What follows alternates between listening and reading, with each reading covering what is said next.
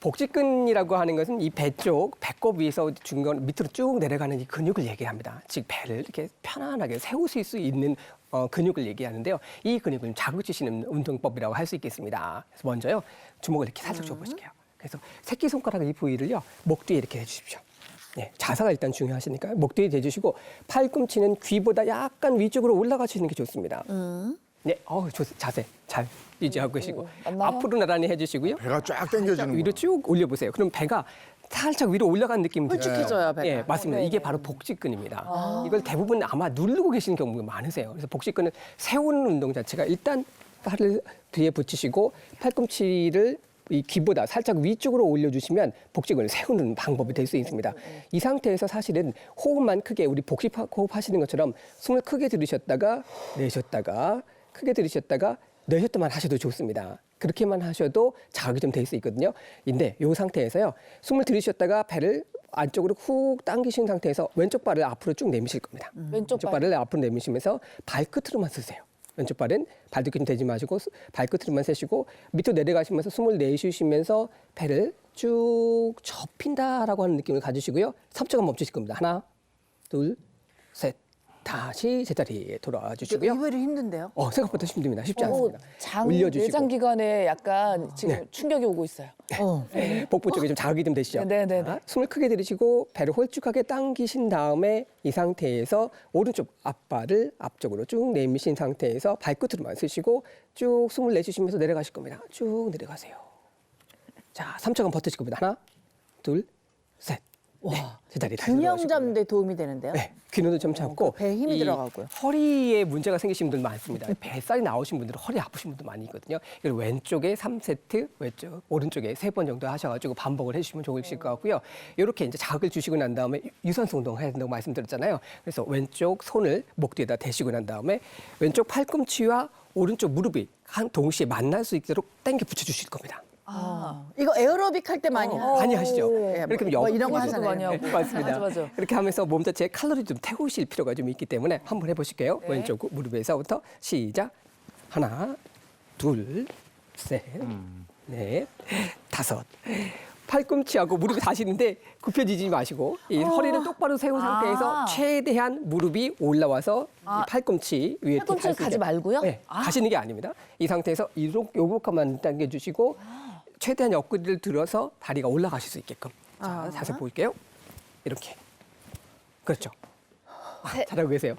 양쪽 다 해주는 네, 거죠? 반대쪽도 해주시게 되는 거예요. 왼쪽 5번, 오른쪽 5번 해서 한 세트 해가지고 3세트씩 한번 반복을 해보고 싶죠. 아침에 신나는 음악 틀어놓고 좀 이렇게 하면 되겠어요. 맞습니다. 네. 이렇게 하시게 되면 유산소 운동을 통해서 조금 지방을 태우실 수 있는 방법이 되겠습니다. 무산소 운동과 유산소 운동을 병행해서 해주시면 좋겠습니다. 네, 잘 봤습니다. 잘 배웠습니다. 뱃살 타파 운동 해봤는데 이거 집에서 간단하게 할 수 있는 거니까 아까 이렇게 하니까 이게 배가 쭉 위로 올라오는 느낌이 들거든요. 맞아요. TV 보시면서도 한번 해볼 수 있으니까 같이 해보시면 좋을 것 같고요. 네, 오늘은 맛있게 드실 수 있는 연어를 이용한 연어 채소찜을 만들어 보도록 하겠습니다. 네. 네. 이 연어 하면 뭐 다이어트 할 때 그쵸. 샐러드로도 많이 먹고 네, 쪄서도 맞습니다. 먹는데 채소찜 네. 또 신기하네요. 네, 일단 뭐 채소랑 또 이렇게 연어, 단백질을 함께 섭취할 수 있기 때문에 어떻게 보면 한 끼 식사로도 충분히 활용을 하실 수가 있습니다. 네. 그리고 이제 오늘 조리법도 굉장히 간단하니까 이제 눈여겨보시면 좋을 것 같고요.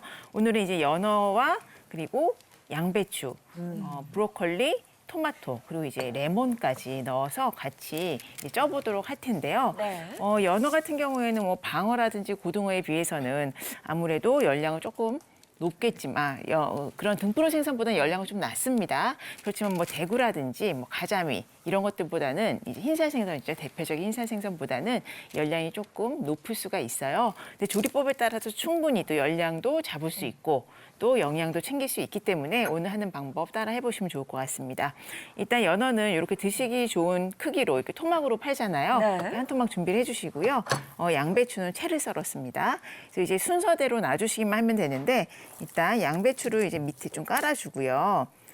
네. 뭐 샐러드 드실 때 이렇게 채 썰어가지고 또 보관을 많이 해놓으시잖아요. 그래서 한 줌 넣어주시고 여기에 그대로 이 양배추 위에 올려주는 거예요. 연어를 그냥 통으로? 네 통으로 올려주세요. 그리고 조금 조리 시간을 단축하시고 싶다면 조금 저며가지고 올려주시면 조리 시간을 훨씬 단축을 할 수가 있죠. 네. 그리고 이제 브로콜리 한 입 크기로 썰은 브로콜리 넣어주시고요. 진짜 건강 식단 그 자체네요. 그러니까요. 그런데 이렇게 간단하게 했는데 의외로 또 맛은 굉장히 좋거든요. 또 보기에도 굉장히 이쁘죠. 네, 예뻐요. 네. 그리고 여기에 지금 연어에 있는 소금, 후추 간을 한 상태고요. 여기에 레몬이랑 올리브오일을 준비를 해주시는데 일단 올리브오일 살짝 이렇게 뿌려주시고 색깔도 예뻐요. 그리고 마지막으로 레몬까지 올려서 이대로 오므려서 쪄주는 겁니다. 네. 무슨 레스토랑 온 것 같지 않아요? 지금 뭐 도마도 쓰질 않고 그러니까요. 조리 기구도 뭐 설거지 거리도 많이 안 나오죠. 이렇게 좀 오므려 주시고 네. 이렇게 좀 이렇게 오므리셔가지고 이따가 어차피 뚜껑을 덮을 거라서 이렇게 해서 프라이팬 안에 아, 그렇게 찌는 거예요? 그렇게 하면 되나 봐. 넣어주세요. 저 구멍 숭숭 난 거 왜 있잖아요. 그 찜기. 거기다 그냥 찌는 줄 알았어요. 아, 네네. 사실 찜비 꺼내기도 번거롭잖아요. 맞아. 네. 프라이팬을 꺼내셔가지고 너무 센 불에 하면 또 눌어붙을 수 있으니까 달궈지면은 조금 팬 불 세기를 줄여주세요. 그래서 한 15분 정도.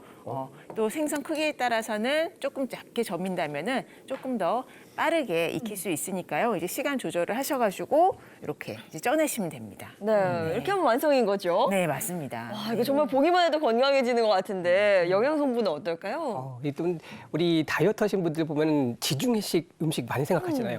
각가지 채소에다가 여기 단백질 들어가는 생선 같은 걸 많이 곁들이시게 되는데 정말 건강식도 좋으실 것 같고요. 제가 질문 하나 드릴게요. 이 연어가요. 그 등푸른 생선일까요? 흰살 생선일까요? 진짜 어렵다. 그냥 붉은색 붉은 살 생선. 그렇죠. 색깔 자체가. 중간? 옛날부터 빨간 고기 그랬는데. 그렇죠. 색깔 자체가 붉은 색깔 드니까. 그런데 연어는요. 흰살 생선에 속합니다. 아, 그래요. 반면에 반전이 있는 것이 이 연어 자체가 흰살 생선에 속하긴 하지만 등푸른 생선이 갖고 있는 EPA라든지 또 DHA라든지 이런 성분들이 그걸 상당히 많이 함유해 있다고 합니다. DHA 많이 들어보셨을 거예요. 이 불포화 지방산이라고 알려져 있는데요.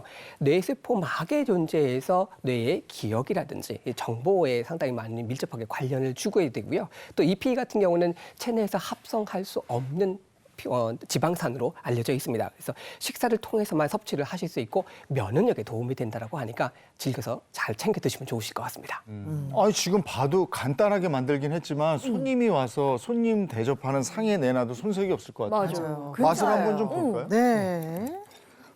근데 김정은 선생님 그 특징이 간단하게 만들면서도 이게 맛과 영양이 다 있는 거예요. 그러니까 몸에 좋고 맛도 있고 네. 예쁘고. 네, 세 번째 이슈, 집값 20% 떨어지면입니다.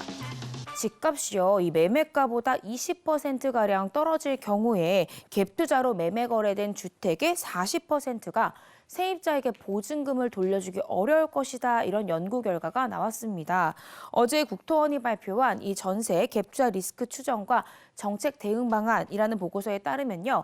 이 전세 보증금 미반환 가능성이 있는 갭투자 주택은 작년 하반기부터 증가해서 내년 상반기에 정점을 찍을 것으로 예상이 되고 있습니다.